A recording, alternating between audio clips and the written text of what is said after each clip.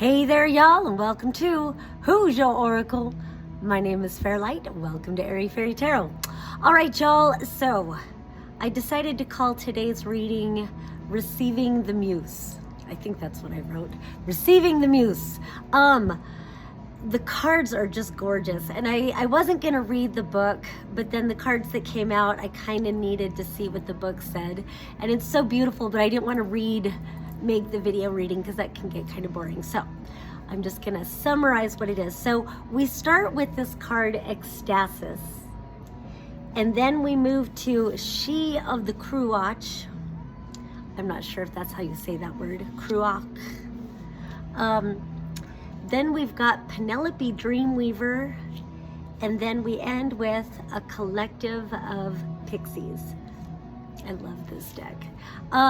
So starting with Ecstasis, the way I want to start out by describing this card is Nikola Tesla said, if you want to understand the mysteries of the universe, think in terms of energy, frequency, and vibration. And to that I always say, it's all music. Energy, frequency, and vibration, it's all music. And that's what this card is about. Ecstasis, it's about the ecstasy of the song of being, the song of life. And this is throughout all of creation, not just on Earth, but the entire universe of, the creative force, the creative field. It's all frequency and vibration. It's all the great musical song. And I wish I didn't feel like my delivery was boring, because I would love to have read everything that this says. But basically, it's recognizing that this song is. It's very, if you've ever studied like Science of Mind teachings by Ernest Holmes, it's very, and quantum theory also, it's all one unified field, God, Goddess, all that is love. It's one great song, the universe, and that's all there is. So since I'm a part of all that is, and that's where I'm not so keen on religious dogmas that try to say there's all that is and then there's you sinner, believe what you want, but I just don't see that it's possible. All that is all that is. Divinity is all that is. So it's accepting, one, that you are a part of that divine song and that you have a voice to sing with, and then also accepting that all of this energy is connected to who you are. You have this connection to all of it, and so you can move and shape reality. You can move and shape with the universe and dance and flow. And so much of it is flow. It's not even so much about, exerting your will over it, although sometimes it's about that. But I think it's so much about being connected to all that is. And so it's kind of fun that we start with connection and then we end with connection, just in a different way. But that's where we start, is that there is all this great creative potential that you are and that you have access to.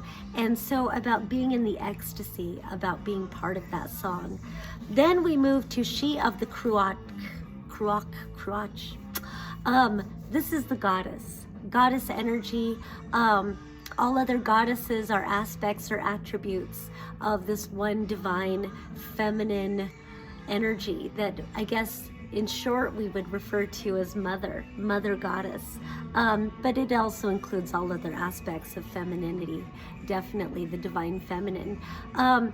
And so there is this bowl shape, and so it's like the great womb of creation. And I love that this is such a light depiction of that, because often when I talk about the great womb of creation, I talk about the darkness, the unmanifest, the realm of all potentialities and possibilities. And it's our imagination. The womb is kind of a dark place, and from that all is born of the mother. And so this shows that emptiness and that void, but I like that there is so much light within that. Light is information. There is information everywhere. Within that frequency and vibration, it contains all this information. And so it does kind of feel like you're being asked to deepen into the frequency of ecstasy and receive some sort of divine inspiration, something that you want to manifest, something that you want to give birth to. Very Empress kind of energy, like in the tarot, about, what are you cultivating within? What are you, what is that word? Germinating. I don't know if that's the word. But what are you cultivating? There's that word about being pregnant. I use it all the time, and I can't think of it at all. Gestating. What is in gestation within you? And maybe there really is a baby coming. But we give birth to ideas. We give birth to creative experience. We give birth to new pathways. We give birth to new anything, new ideas, new decisions that we're going to make for our lives. And so there is something about aligning to the ecstasy of all that is and allowing yourself the freedom to be open and receive what can inspire that. So then we move over here to Penelope the Dreamweaver, and really this is the Muse. This is that inspiration. And when it went into the thing, it talked about sometimes you'll be inspired and you'll move forward, but sometimes inspiration will hit in places like while you're driving or while you're doing the dishes. So pay attention all the time. Any inspired thought, any feeling of excitement or creative impulse, inspiration, pay attention to that inspiration. And I always want to say write it down, because writing is a manifestation. It's so easy to forget. I get so many ideas and I'll be like, oh, that's so amazing, there's no way I'll forget that. And then so often I end up remembering that there was something really amazing that I didn't think I would forget, but I just remember that there was something I forgot. So write it down whenever possible, or record it on your phone, or any way that you can capture it. But really listen for that muse. There was something said in the book that I really liked. It was like, in the inspiration fairies really like their job. What did it say? The inspiration fairies really like their job, but they get bored when basically when you don't listen to the inspiration. They want you to act on that inspiration. They want you to capture it, receive it.